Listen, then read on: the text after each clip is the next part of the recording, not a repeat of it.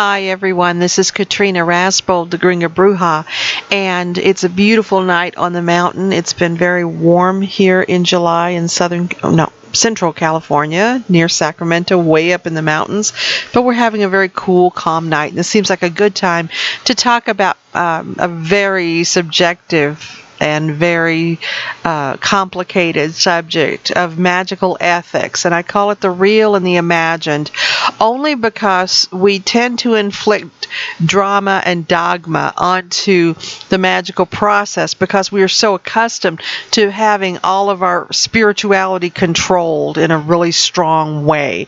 And we also are pretty desperate sometimes to legitimize what we do and make it look good or acceptable to other faiths and other spiritualities. And when I say real and the imagined, it sounds trite. I don't mean for it to, but what we're going to be talking about specifically, and I want to be super clear about this, is my own experience, my own perspective. I don't pretend to inflict magical ethics upon you. This is what I would teach and do teach to my students. So I don't expect everybody to agree with this by a long shot, really. Everybody has to work in their own magical code and their own ethics, and this just happens to be mine. So I want to share it with you, especially since a lot of the work that I do to many magical paths would be considered inappropriate. And we'll talk about some of those things as we move through. I've tried to make this particular class as, if you want to say, nonpartisan as I can, and allow it to reach across the aisle to different paths so that hopefully we all can come to a level of understanding and acceptance of certain ideas, even if we can't embrace them all. So again, I don't ask you to agree with this. I'm just involving myself in a discussion here that reflects what I feel and what I do. Now, regarding magical ethics, the first thing to think about is the power of intention. Energy, to my perception, is neutral.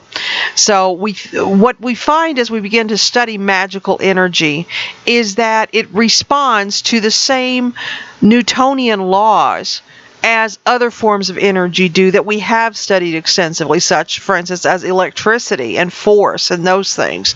So when we look at the electricity that runs through our house, it doesn't have an intention. It's not positive, it's not negative, it's not good, it's not bad. It can cook our food or it can burn our house down. It can electrocute a person. So whether good or malice is accomplished with that energy has to do with the intention of the person who wields the energy. And magical energy is the same way. It can be positive or it can be baneful depending on the intention of the person who is using it. So intention is everything, and we do everything with intention of some sort. So let's look a little bit at how a magical intention becomes an action. It all has to do with human reaction. All magic, and I can tell you this for sure right now, starts with a feeling. We have a feeling of some particular type that motivates us to behave magically and to create form from thought. So the first thing that happens is you feel a feel.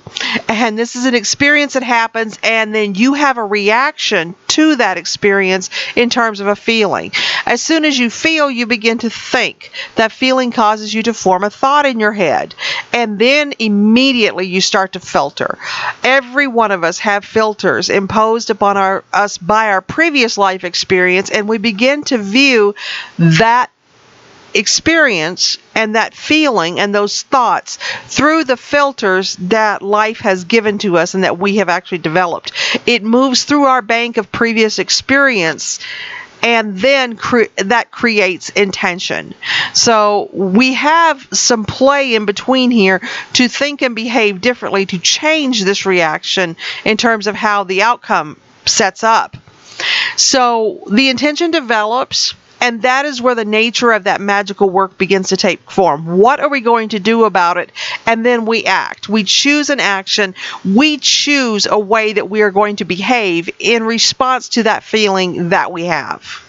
And there are a lot of people who tell you that they just have no control of their actions. They have absolutely no stop sign. And of course, there are a number of maladies that explain this away, but the average person has the ability to control how they act as a result of the feeling they have from an experience that they have. So that's how humans react. Let's look at the idea of ethics. Within the constructs of ethics, we have some other things in play.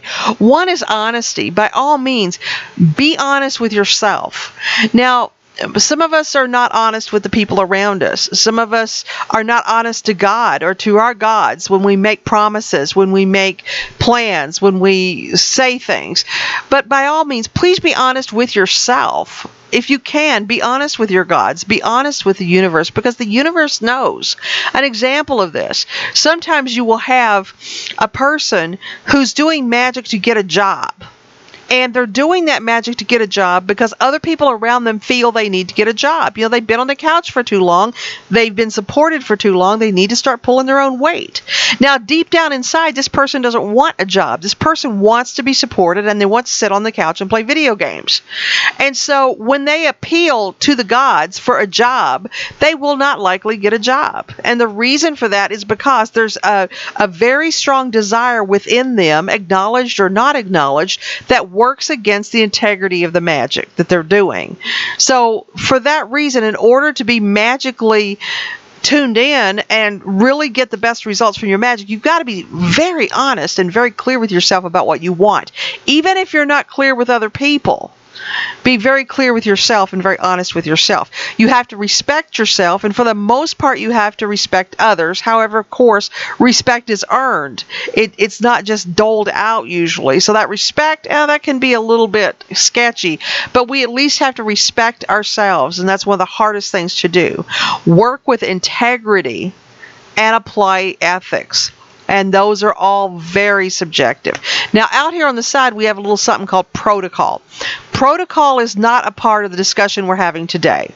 And a lot of the things people perceive as magical ethics are actually protocols specific within the dogma of certain religions.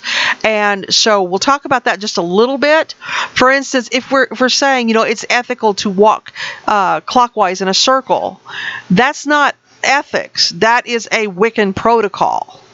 Or it's ethical to harm none. Well, again, is that ethics or is that a protocol of a specific spirituality? You've really got to investigate what your beliefs are in order to understand the difference between protocols and ethics. Protocols are ascribed to a certain religion or a certain spiritual path, a certain means of behavior. Ethics are personal as to how you're going to behave. Now, we have to look at, within the idea of ethics, cause and effect. And you have to step up and be a cause. A lot of people go through their whole life just being an effect. They're just a pinball that bounces off the bumpers. But you want to be a cause. You want to take charge of your life and create outcomes. Now, you don't want to control your life down to the nth degree, but you don't want to be a victim. You want to be the person who's driving the bus here and making the choices as a result of the experiences that they have. Yes, cause and effect is very real. When you create an action, there will be an effect, and that effect affects you and other people as well. Now we're going to talk about some common beliefs within religious structures that may or may not be a part of ethics. Some of them hold water, some of them don't. The first one is the law of attraction, and this became very popular with the Marianne Williamson discussions, and those are brilliant work.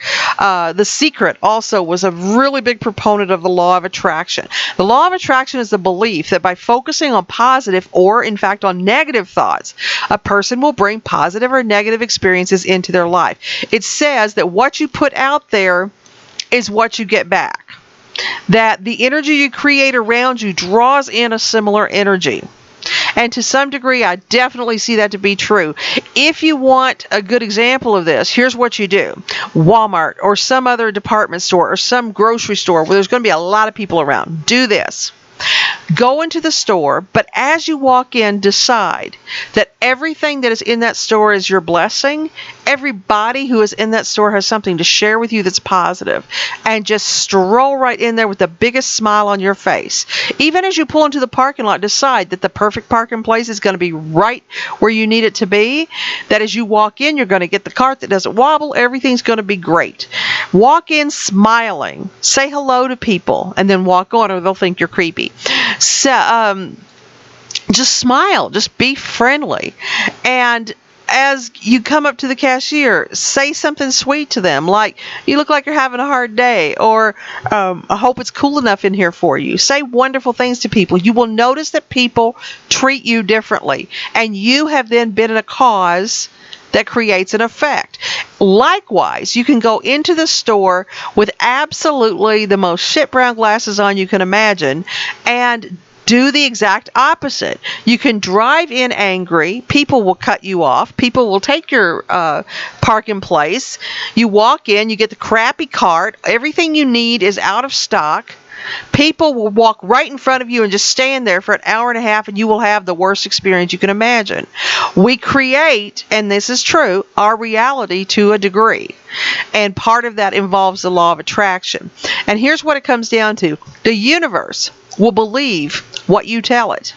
And so we have to be very careful with our self-speak here. If you just say, God, I'm so stupid, or I can't believe I'm so clumsy, or I look like crap today. That is what the universe hears, and the universe says, wow, good point, and backs up exactly what you're telling it. So make sure that you are involved with positive self-talk. Change, this is such a shitty day, to, wow, this is a really challenging day, but I can handle it. Turn your talk around so that you use words that are not catastrophic. I can't tell you how many people I hear using catastrophic language for the simplest things. Oh my God, this headache is killing me. Or I'm going to die if this person doesn't shut up. No, you're not. You're going to be annoyed, so walk away. Or tell the person, listen, can you please hold it down? I'm trying to rest. Whatever it might be, but the catastrophic language really gets blown out, and the universe will believe exactly what you tell it. It is listening. So make sure that you're putting positive ideas about yourself, about your world, and about your life out there for the universe to hear and reinforce. Because yes, as goony as it is, and as new agey as it is, the law of attraction is real and it does work. It's just been commercialized to the point that it's hardly recognizable. Here's one that's very popular and you'll recognize right away. The Wiccan Rede. Bide the Wiccan law ye must, perfect love and perfect trust. 8 words the Wiccan Rede fulfill, and ye harm none, do what you will. And it goes on a little bit. These beautiful words were written by one of my favorite Wiccans, Doreen Valiente, who to me is the true creator of modern Wicca. I love Doreen Valiente. And this is a wonderful premise. However, I've got to be honest, I do not teach the Wiccan Rede to my students. The reason is that the Wiccan Rede sets up an unattainable goal. It asks that you harm none. Now, harm none became a very big battle cry when we wanted to legitimize Wicca and not have the people who are non-magical, non-Wiccan, non-pagan be afraid of us. And it got to the point that now it's terrifying to be pagan and not be Wiccan. In my shop, people will come in and look at the books and say, who here is Wiccan? And I say, well, none of us are. So why are you selling pagan stuff if you're not Wiccan? Well, because I'm pagan, but I'm not Wiccan. I respect Wicca. I was Wiccan. I know a lot about it, and so I sell the books because people enjoy them. That does not mean that I am Wiccan. And they're like, oh, so are you a bad person? No, I'm not a bad person. I just don't happen to be Wiccan. It has become similar to Christianity, whereas if you weren't Christian, you must be a bad person. Now, within the magical community, if you're not Wiccan or Druid, you must be a bad person. And unfortunately, that is a dynamic that people pick up on, even magical people. So the Wiccan idea is enter a circle in perfect love and perfect trust, and harm none, but do what you will. Now, the reason I say this is an unattainable goal is that you can harm people on 6 different levels. 6 levels. It's not just about punching somebody in the face or doing something to someone magically. You can harm them physically, mentally, spiritually.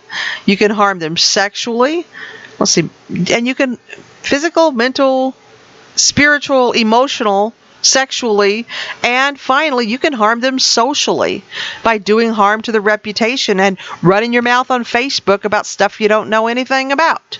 It is almost impossible to avoid harming or hurting people. You are going to do this no matter how perfect you are. And I have found out that I just have a talent for just pissing people off without even realizing I'm doing it. I can hurt people and not realize not realize I have done it till they tell me 10 months later, oh, you know, it really hurt my feelings when you did that.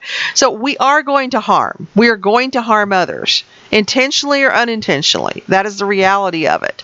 And so I like to give my students attainable goals, and we'll get to the ones that I do pass out here in a little bit. But the Wiccan Read, yes, it has legs, but that part is an unattainable goal. Now let's go on. What you send forth comes back to thee. So ever mind the rule of 3.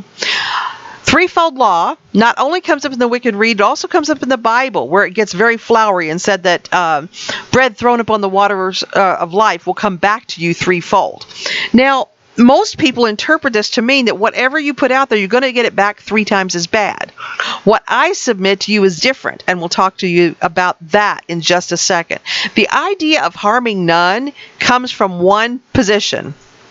A position of privilege. It means that you are creating or living in a life where you are so privileged that you don't ever have to think that you're going to harm anybody. Now, when in my practice, I study Appalachian magic, I study brujeria, and I study hoodoo, specifically the black belt African American hoodoo practices. Now, I'm the whitest person on earth. I'm very Caucasian. I appreciate these practices and honor these practices for what they came from and for their effectiveness, and I love teaching them. However, if you think about the people who created these practices, they were not all hell-bent on harm none. Those slaves who were protecting themselves while they worked hoodoo, you think they were thinking a lot about harms none? Do you think when the Spanish came into Mexico that the people there were thinking about harms none? No, they're thinking about staying alive. So the idea of harms none is a very recent construct, and it's come from a place of privilege where people could afford to not have to worry about survival that much. So think of it in those terms and see whether or not harms none is something you want to put into your ethical constructs. And it's an admirable goal. Please don't get me wrong. It's a fantastic goal, but it is not an attainable goal. It's kind of like some of the Christian philosophies that set up goals for you that humans actually cannot attain. And I like to keep the goals for my students very attainable so that they can feel like they are living an ethical life. We're going to look at Newton's third law of motion, which is interaction. For every action, there's an equal and opposite reaction. In all interactions, regardless of the mass or the size. So no matter what you put out there, something is coming back. No matter what you do, another reaction is coming back. So that doesn't really set up the idea of threefold law in terms of 3 times as much coming back to you. But I'm going to give you this. What if everything you do comes back to you and affects you in your mind, in your body, and in your spirit? There is a threefold law that I feel actually is very realistic.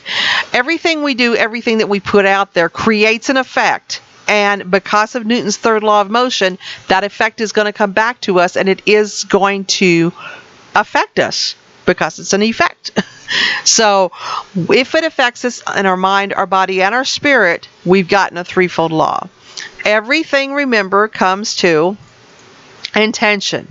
Intention is everything in magic. It is what colors the nature of magic. It is what defines baneful or benevolent magic, the intention of the practitioner. So when we talk about threefold law, what it means is I am rubber, you are glue. What bounces off of me sticks to you. It goes directly to the schoolyard mentality that what you put out there, yeah, pretty much expect it back and to feel it. Now, karma is a thing. We do, through our actions, bring karma back. Now, I personally, this is just me, believe that all of our karma is reconciled within one lifetime. I don't think we carry karmic debt over to another life. I do think also that karma is subjective. I think it has a lot to do with how we feel about what we're doing in the world. If we feel more guilt about what we're doing, I believe the karmic reaction is going to be stronger. I also believe that we cannot create an action thunk, thunk, thunk, thunk, thunk, thunk, thunk, thunk, thunk, thunk, without it eventually coming back around. I also believe in the ripple effect, that you can have one change that has an enormous impact. And I've seen this at work in my life a lot. Now, when we're talking specifically about magic, and we think about things like harm's none, and we think about the ripple effect, and we think about karma, and we think about the law of attraction, it can really put us at a point that we don't want to move. We don't want to do anything. We're terrified to make magical choices, and I call this analysis as paralysis. That we get locked into a period of no movement, and you cannot be that way. You've got to be in charge of your life. You've got to drive your own boat. So that means make choices, own your choices, be honest with yourself, and step out there and claim what you want in the world. Claim it magically if you want to, and make that happen. Now, we talked about the things I don't tell my students. I have 2 rules I tell my students in regard to magical ethics. I abide by them myself. I expect all of my students to abide by them. The first one is know thyself. For your magic to be pure, really get clear on your intention. Understand before you walk into a magical act why you're doing it and exactly what you expect the outcome to be. Think, and know yourself, and be honest with yourself. Remember that signpost from before about why you're doing what you're doing. Know yourself. Here's the second rule I give them, and it's the most important one. Don't be an asshole. This is really what it comes down to. You know, one of my favorite druids, and you'll see some quotes by him in a minute, is John Beckett. John Beckett writes for Pathos.com. He is a wonderful speaker. He's a wonderful writer. And one of the things he said in a lecture called The Dark Side of Druidry is he said, don't be afraid to get your hands dirty, but remember to wash your hands afterwards. You know, take responsibility for what happens in your life. Create that life. But don't be an asshole about it. Another premise he put out that I loved is he said, do not do something to someone magically you would not do to them mundanely. If you would not take action mundanely to break up somebody's marriage or their relationship, don't break up their marriage mundanely. If you wouldn't walk up to somebody and say, you know what, you hurt my feelings, got a problem with you, you need to knock it off, don't banish them magically. Only let your magical acts reflect what you would do mundanely. It basically means have some balls and live your mundane life in tandem with your magical life. That doesn't say don't accentuate anything you do magically. You can, certainly. But don't be an asshole. Don't be a coward that hides behind their magic and doesn't stand up for what they believe in. So, those are the 2 rules. Know thyself. Don't be an asshole. So let's relook at the human reaction idea that we looked at before and see what we can do to shift that a little bit and get us into a more ethical or ethically sound construct. Yes, feel. Feel that feeling. When something happens, feel what you feel. And too often we try to get up on our high and mighty throne and say, I can't feel these base emotions. I shouldn't be feeling jealousy. I shouldn't be feeling resentment. Of course you do, because you're just as human as the rest of us. Sure, you can rise above those, probably along about here, but in the beginning, you are going to feel what you feel. So remember, emotions are weather. They're going to change. Think of your emotions as water over rocks. Water over rocks. Honor them. Acknowledge them. Allow yourself to feel what you feel without judging what you feel. Just feel it. Then start thinking. Now, is what you feel justified? Is what you feel based on fact? Do you know for a fact that this happened? Or is it a supposition? Think about the outside influences and motivations. If someone's telling you so-and-so did something or this happened or that happened, what's the motivation of the person telling you? Are they just trying to shit stir? Are they just trying to create drama? And are you buying into that? Is it logical what you're hearing? Does it make sense? Is it in keeping with what you know things to be? Is what you're feeling a reaction to something else? Is it a conditioned response? Or is it actually legitimate?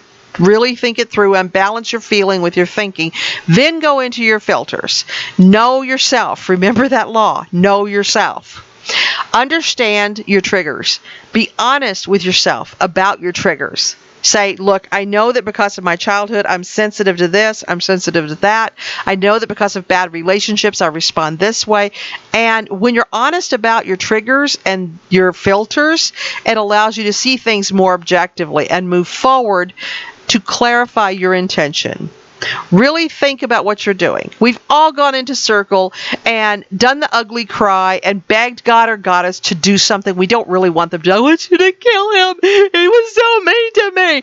No, we've all done that. And thank God that God and Goddess love drunks and people who are emotionally distraught that come into circle, because we usually don't have that type of energy take wings. But when you engage the divine and you do a magical act, make sure you're clarifying your intention and you're sure about what you want to do. Then act in accordance with your highest integrity.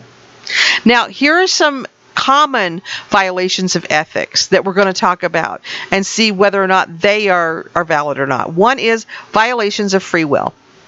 You really don't want to work magic against somebody to violate their free will unless it's an emergency. I get this all the time in the shop. People will come in always wanting to do things to manipulate another people. Can you make them love me? Can you make them move out? Can you do this? Can you do that? Well, sure, we can do all of that. The question is, do we want to do that? Number one, don't take a knife to a gunfight. If you can solve this on a lower level, do so. You don't always have to jump to the highest level of magic to manage a situation. What about if you need to protect yourself? You know what? Here's what I can tell you I would do.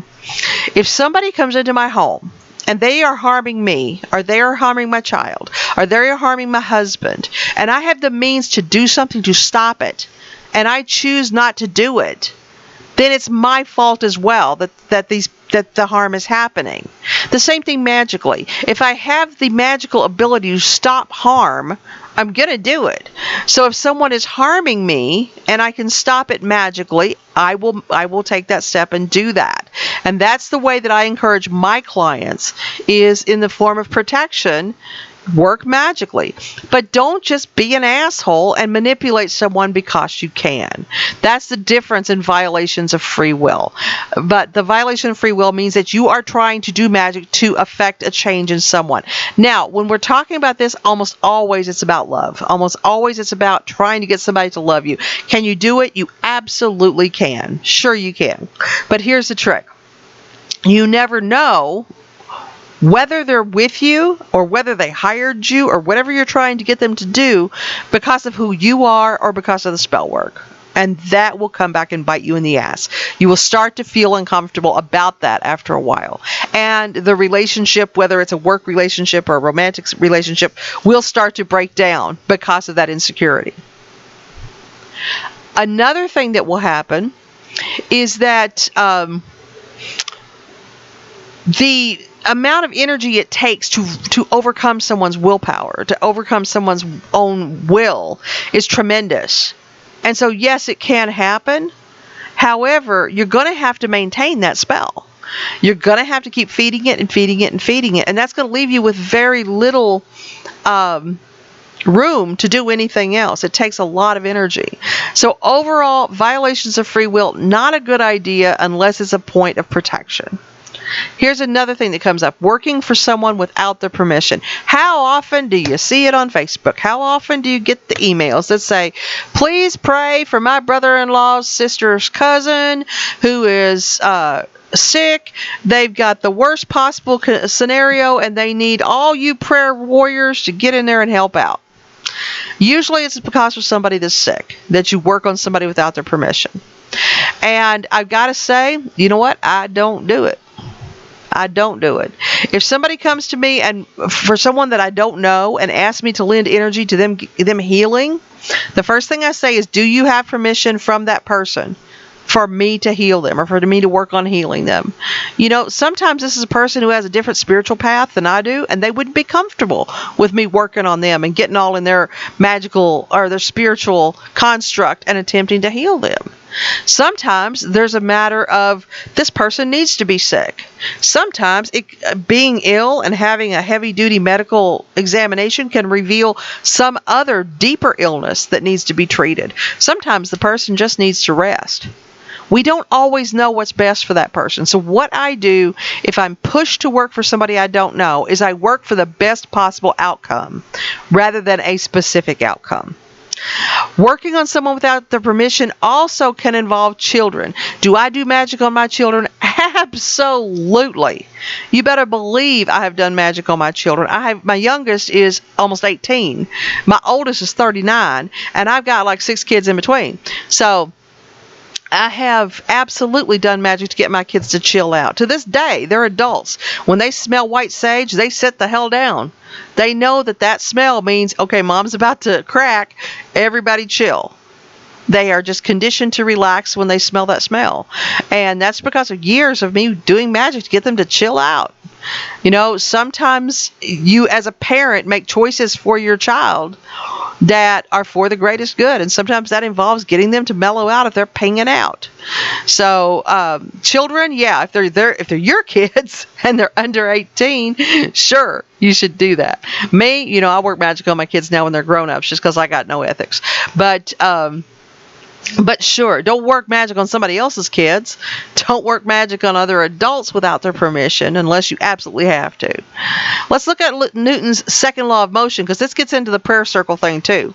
Newton's second law is the relation between acceleration and force. Acceleration is proportional to force and inversely proportional to mass. Now what this means is that if you have more than one person pushing this bobsled, then the force grows with each person that's pushing it.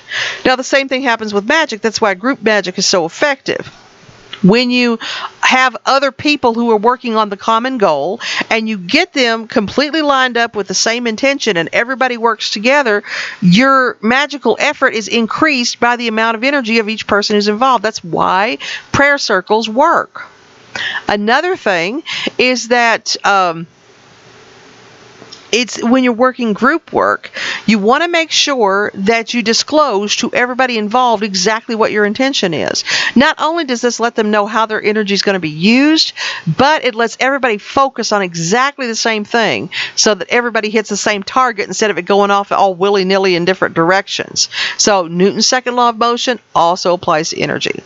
So basically what all this comes down to is a few very basic ideas here. Number one, do no harm, but take no shit. Do no harm. Don't intentionally be an asshole and go out and hurt people magically just because you can. That's being an asshole. Don't do that. But you know what? Don't take any crap off anybody. Don't be a victim. Don't be a doormat. We don't do that. So, like John Beckett said, do nothing to a person magically that you would not do to them mundanely. Now, one of the things that this comes down to is trust. Trust yourself. Trust the universe. You don't have to trust the people around you. That's really hard.